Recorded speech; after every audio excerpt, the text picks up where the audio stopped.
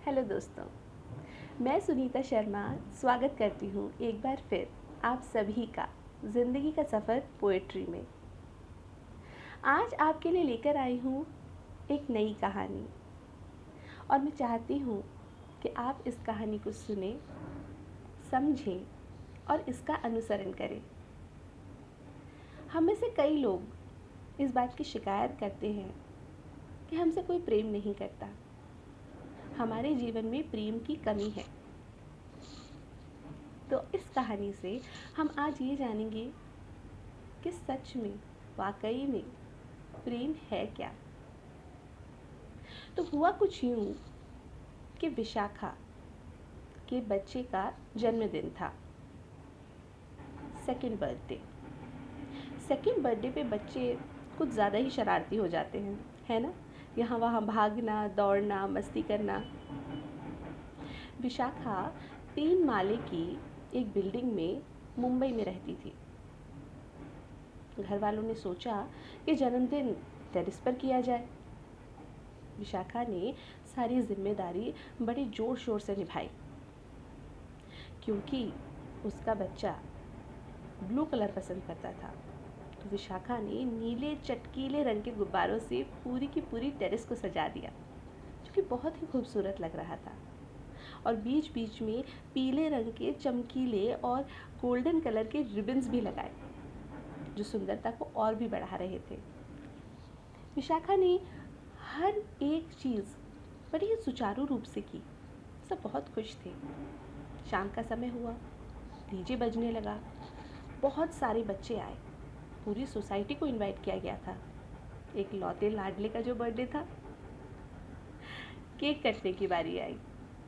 5 kilo का cake order किया गया, जिस पे डोरेमोन बना हुआ था, जो कि छुटकू को बहुत पसंद है।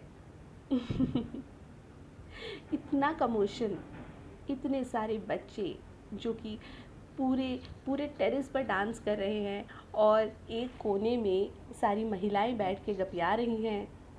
एक कोने में विशाखा के हस्बैंड के फ्रेंड्स, वो लोग बैठे हुए हैं।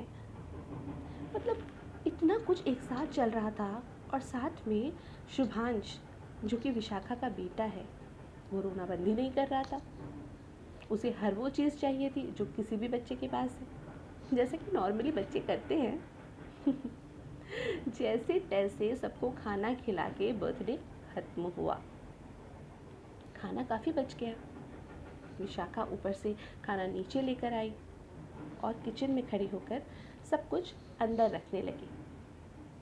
पर विशाखा इतना अच्छा बर्थडे सेलिब्रेट करने के बाद भी दुखी थी। जानते हैं क्यों?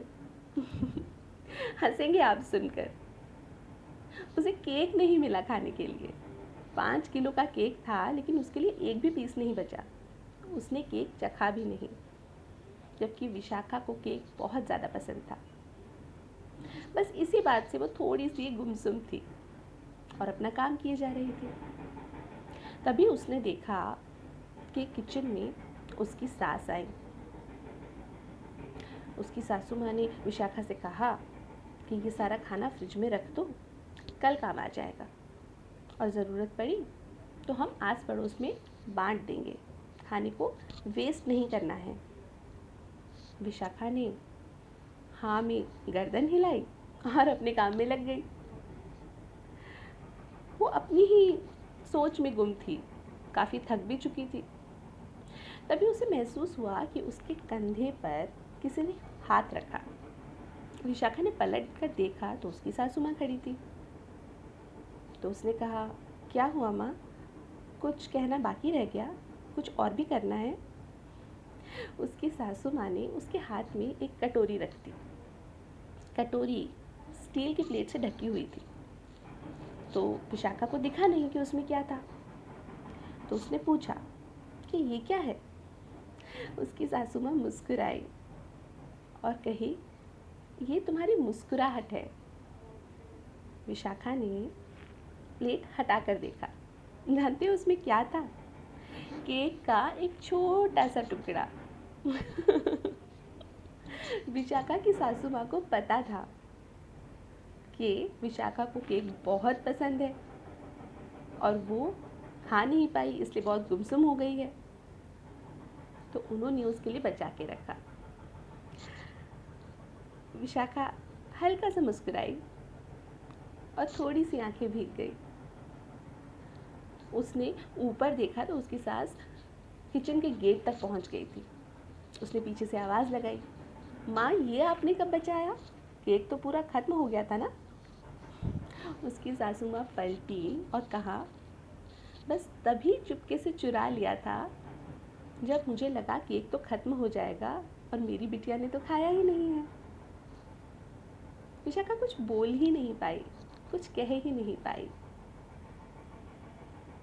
अभिभूत हो गई, बस देखती रह गई अपनी सासू माँ को।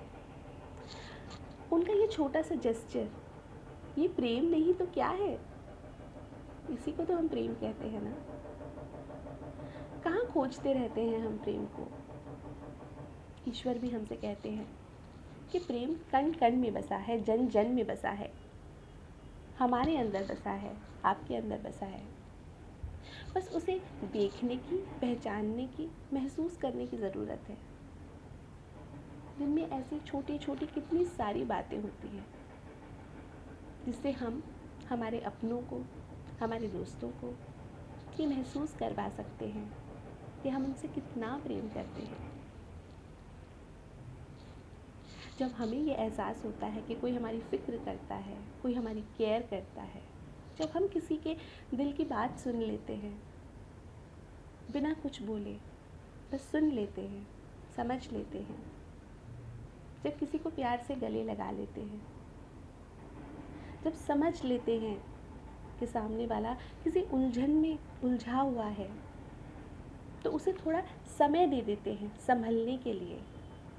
उसके बारे में अपने दिमाग में, अपने मन में कोई धारणा नहीं बनाते कि ये मुझसे बात नहीं कर रहे, इसका मतलब ज़रूर ये मुझसे नाराज़ हैं। हर बार ऐसा नहीं होता। यही तो प्रेम है, एक दूसरे को समझना, एक दूसरे की केयर करना, एक दूसरे की भावनाओं की कद्र करना। आज इस कहानी के इस क्षण पर मैं आपको ऐसे ही छोड़ रही हूँ, इस मोमेंट में आपको छोड़ रही हूँ। आप जो भी इस वक्त फील कर रहे हैं उसके बारे में 5 मिनट तक सोचिएगा, समझिएगा और उन बातों का अपने जीवन में अनुसरण ज़रूर कीजिएगा।